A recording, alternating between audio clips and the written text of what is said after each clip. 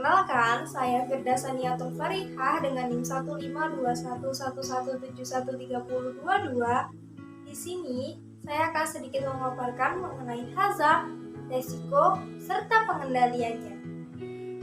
Segala aktivitas yang kita lakukan di rumah pasti memiliki hazard dan resiko, apalagi di tempat kerja. Maka dari itu, dibutuhkan pengendalian agar resiko yang kita dapatkan semakin kecil. Lalu, apa itu hazard, resiko, dan pengendaliannya? Yuk kita simak videonya. Menurut OSAS 18001-2007, hazard adalah sumber, situasi, atau tindakan yang menimbulkan potensi bahaya, cedera, kecelakaan kerja, atau penyakit akibat kerja, PAK. Menurut ISO 45001-2018, hazard adalah sumber yang berpotensi menyebabkan cedera dan penyakit akibat kerja. Secara singkat, hazard adalah sumber potensi bahaya. Pada hazard terdapat dua, yaitu safety hazard dan hazard. Safety hazard ialah bahaya yang terdapat di lingkungan kerja yang mempunyai potensi untuk menimbulkan terjadinya insiden, injury, baik pada manusia maupun pada proses kerja. Sedangkan health hazard ialah bahaya yang terdapat di lingkungan kerja yang mempunyai potensi untuk menimbulkan terjadinya gangguan kesehatan, kesakitan, dan penyakit akibat kerja. Hazard dibagi menjadi 6, yaitu hazard mekanik, hazard fisika, hazard kimia, hazard biologi, hazard ergonomi, dan hazard psikologi. Apa itu resiko? Menurut OSAS 18001-2017, resiko ialah kemungkinan terjadinya peristiwa atau paparan berbahaya dan tingkat keparahan cedera atau penyakit akibat kerja yang dapat disebabkan oleh peristiwa atau paparan. Secara singkat, resiko ialah resiko yang ditimbulkan oleh hazard.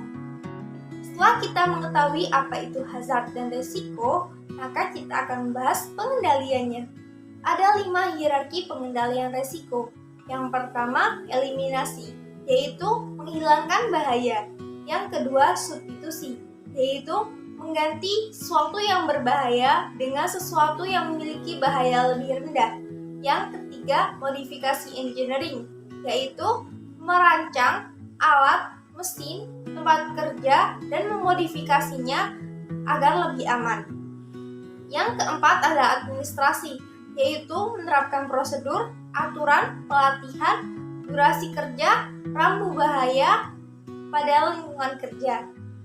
Yang kelima yaitu alat pelindung diri yang diberikan kepada pekerja agar pekerja lebih aman dalam bekerja. Setelah kita mengetahui hazard, resiko, dan pengendaliannya, maka kita akan menerapkannya dengan cara mengidentifikasi hazard, resiko, dan pengendaliannya pada aktivitas. Saya mengambil aktivitas pada pabrik pembakaran batu kapur. Yuk simak videonya. Aktivitas ketiga yaitu mengoperasikan mesin boiler.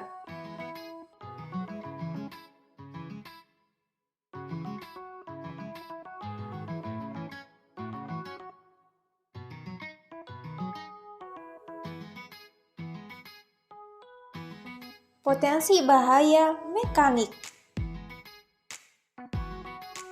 Yang pertama adalah pipa uap boiler. Resiko yang ditimbulkan ialah menyebabkan luka bakar.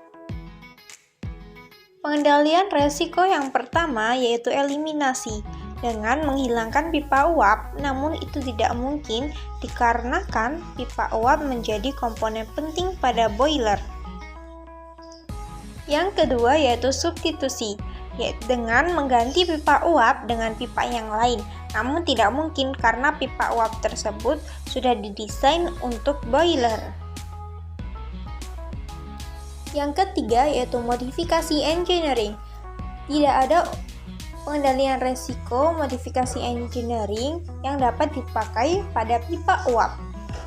Yang keempat, administrasi. Mensosialisasikan cara menggunakan boiler dengan baik agar tidak terjadi hal-hal yang tidak diinginkan. Yang kelima, APD.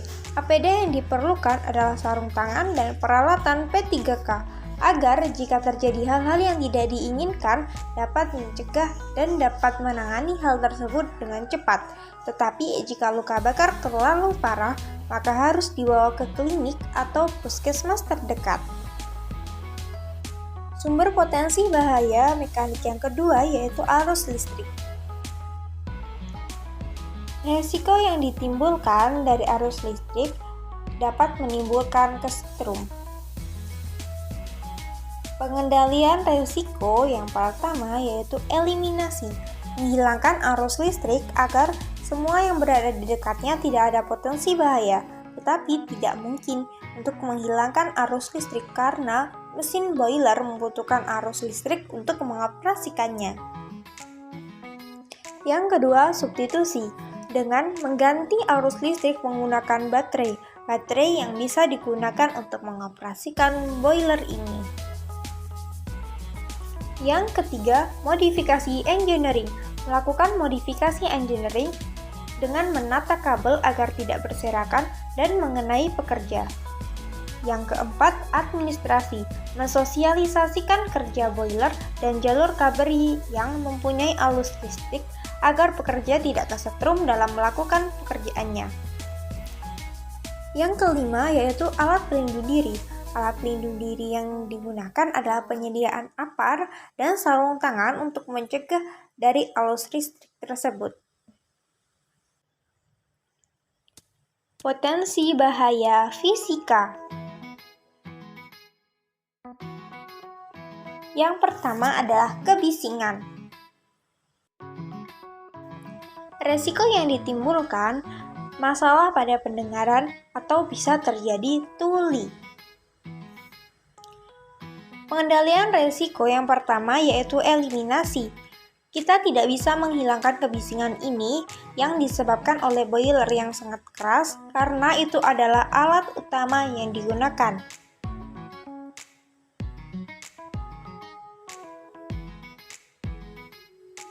Yang kedua, substitusi. Dengan meringankan kebisingan melalui pengukuran intensitas kebisingan. Yang ketiga, modifikasi engineering.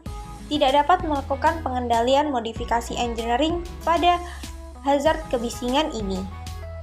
Yang keempat, administrasi, yaitu dengan memberikan batas bekerja kepada pekerja karena jika lama dalam kebisingan akan terjadi gangguan pendengaran pada pekerja.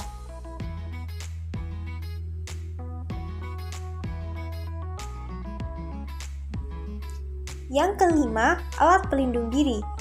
Dengan menggunakan earplug untuk mengurangi suara kebisingan yang kita dengar.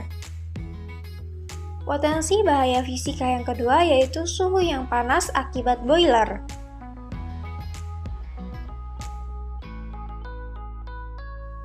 Resiko yang ditimbulkan yaitu dehidrasi, heat stroke, dan heat cramp. Pengendalian resiko yang pertama yaitu eliminasi, menghilangkan panas akibat boiler. Namun, tidak dapat dilakukan karena tidak bisa menghilangkan boiler. Yang kedua, substitusi, tidak dapat mengganti panas yang disebabkan oleh boiler. Yang ketiga, modifikasi engineering, membersihkan area boiler agar udara tidak hanya pada pekerja saja, tetapi menyebar dan tidak akan membuat rasa panas terasa karena kotornya area sekitar. Yang keempat, administrasi, memberikan himbauan dan anjuran kepada pekerja untuk minum air agar tidak terjadi dehidrasi. Yang kelima, alat pelindung diri, menggunakan sarung tangan dan safety goggles untuk mengurangi suhu panas agar tidak terkena tubuh.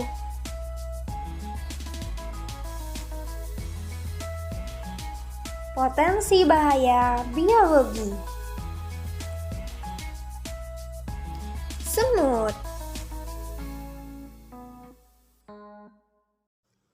Resiko yang ditimbulkan dari semut adalah bisa menggigit pekerja. Pengendalian resiko yang pertama yaitu eliminasi. Mencari sumber datangnya semut lalu membasmi semut dengan menggunakan obat agar semut tidak akan kembali. Namun tidak mungkin karena semut berasal dari serbuk yang akan dimasukkan ke dalam boiler.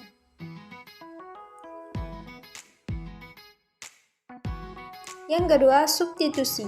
Serbuk yang menjadi sumber semut dapat ditempatkan ke dalam wadah agar tidak berserakan dan semut tidak menghampiri. Yang ketiga, modifikasi engineering. Tidak dapat melakukan pengendalian risiko modifikasi engineering pada hazard ini. Yang keempat, administrasi. Menyampaikan cara penggunaan obat pembasmi semut pada seluruh pekerja agar semut tidak menggigit pekerja. Yang kelima, alat pelindung diri. Dapat menggunakan safety boot dan sarung tangan agar tidak tergigit oleh semut saat bekerja. Potensi bahaya kimia. Gas korosif pada air. Resiko yang ditimbulkan yaitu korosi pada boiler dan iritasi pada kulit jika cairan tersebut mengenai kulit. Pengendalian resiko yang pertama, eliminasi. Menghilangkan gas korosif di dalam air, namun harus diganti dengan air yang lain. Yang kedua, substitusi. Mengganti air yang mengandung zat korosif tersebut dengan air sumur, PDAM, maupun air permukaan. Yang ketiga, modifikasi engineering. Modifikasi engineering yang bisa dipakai adalah dengan mengkombinasikan beberapa metode, yaitu filtrasi, demineralisasi atau pertukaran ion, proses penyaringan membran RO, dan juga koagulasi. Yang keempat, administrasi. Mensosialisasikan bahaya korosif agar pekerja yang mengisi gas korosif pada air lebih berhati-hati dan memakai APD. Yang kelima, alat pelindung diri. APD yang digunakan ada coverall, sarung tangan, safety boots, masker, dan goggles yang dapat melindungi tubuh pekerja. Potensi bahaya ergonomi. Posisi duduk yang membungkuk. Resiko yang ditimbulkan dari membungkuk yaitu bisa terjadi kifosis atau gangguan pada tulang. Pengendalian resiko yang pertama yaitu eliminasi. Menghilangkan kebiasaan membungkuk ketika memasukkan serbuk ke dalam mesin boiler. Postur tubuh harus duduk tegap, bagus walaupun ketika kita bekerja. Yang kedua, substitusi. Tidak dapat melakukan upaya pengendalian resiko substitusi ini pada hazard ini. Yang ketiga, modifikasi engineering. Kita bisa memasang kaki fleksibel pada saat bekerja yang sesuai dengan postur dan harus tegap ketika bekerja. Kaki fleksibel ini dapat memudahkan pekerja agar duduk lebih nyaman dan tidak ada gangguan. Yang keempat, administrasi.